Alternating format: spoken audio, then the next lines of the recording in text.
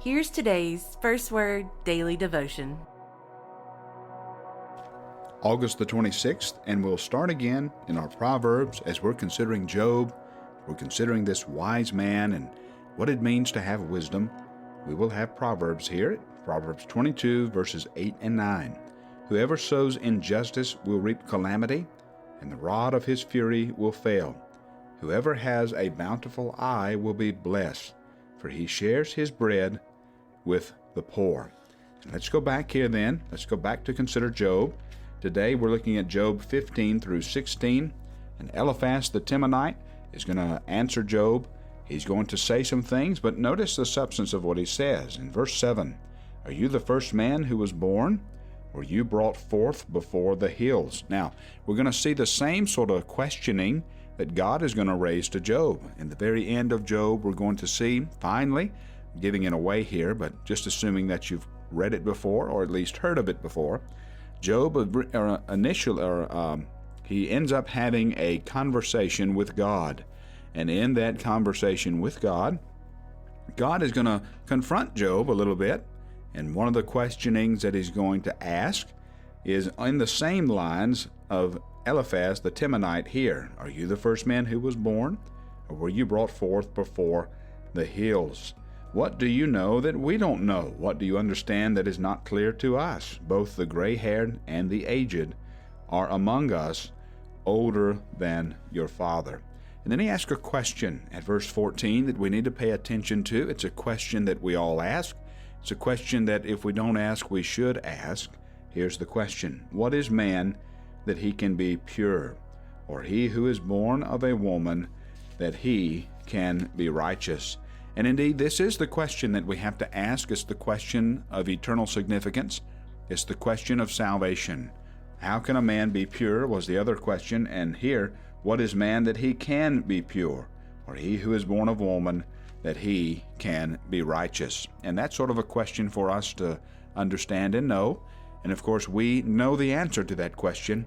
It's only through Christ. As we've seen even Job demonstrate, our only way of being righteous is not through actions that we can do, but based upon the actions of Christ and what he has done.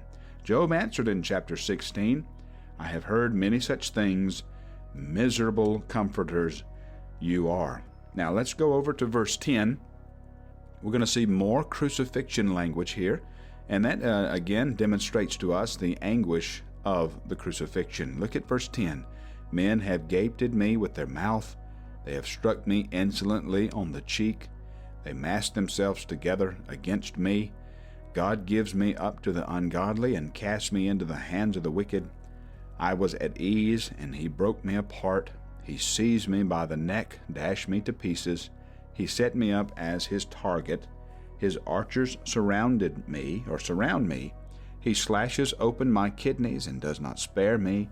He pours out my gall on the ground. He breaks me with breach upon breach.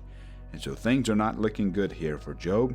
We're going to end Job in our reading today, and we'll see the conclusion of the matter tomorrow as we read. But he ends today's reading on not a very happy note, on a somber note. Job again is in the pit of despondence. Even his friends are scorning him. And his eyes he's pouring out, as he says in verse 20, tears to God, that he would argue the case of a man with God, as a son of man does with his neighbor. For when a few years have come, I shall go the way from which I shall not return. And he's talking that way about death. And remember, that's not anti-resurrection language. And we'll have to see that tomorrow. Job hopes in the resurrection. There's this wonderful progression, and I can't skip ahead because, well, that's tomorrow's reading, but you'll just have to see this wonderful progression that even begins in Job. Let's see, Job chapter 16, as we see Job, but where does he end? Well, you'll have to come back for tomorrow to see where Job's ends, and I'll tell you where he ends. He ends in hope, but we'll get there tomorrow. For today, let's turn our attention now to Galatians chapter 4 and the first 20 verses. Look at verse 2. But he is under guardians and managers until the date set by his Father. In the same way, We also, when we were children, were enslaved to the elementary principles of the world. And then look at this language. When the fullness of time had come, God sent forth his Son, born of a woman, born under the law, to redeem those who were under the law, so that we might receive adoption as sons.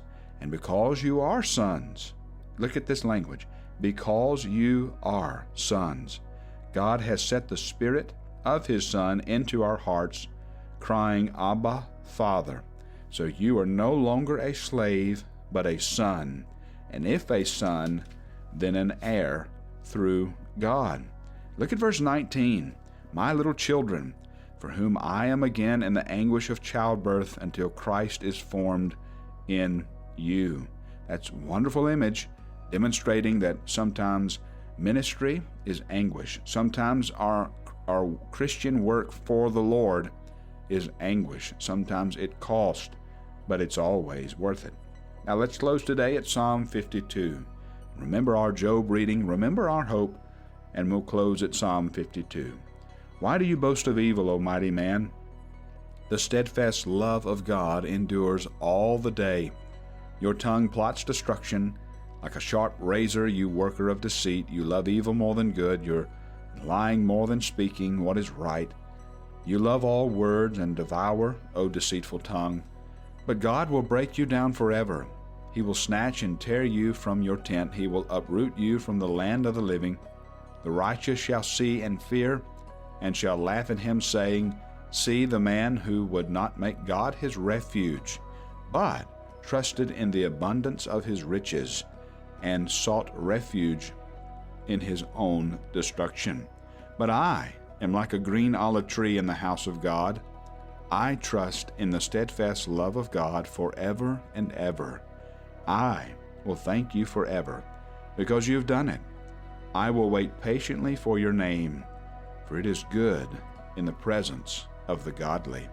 And again, remember, look, here we have this language, steadfast love. The steadfast love of the Lord is what carries us. It carries us at chapter 52, or Psalm 52 at verse 1. Steadfast love of God endures all the day. And here we're confronted again with this steadfast love at verse 8. I trust in the steadfast love of God forever and ever. And his steadfast love lasts forever. And our place is to trust in that love. For how long? Well, for forever.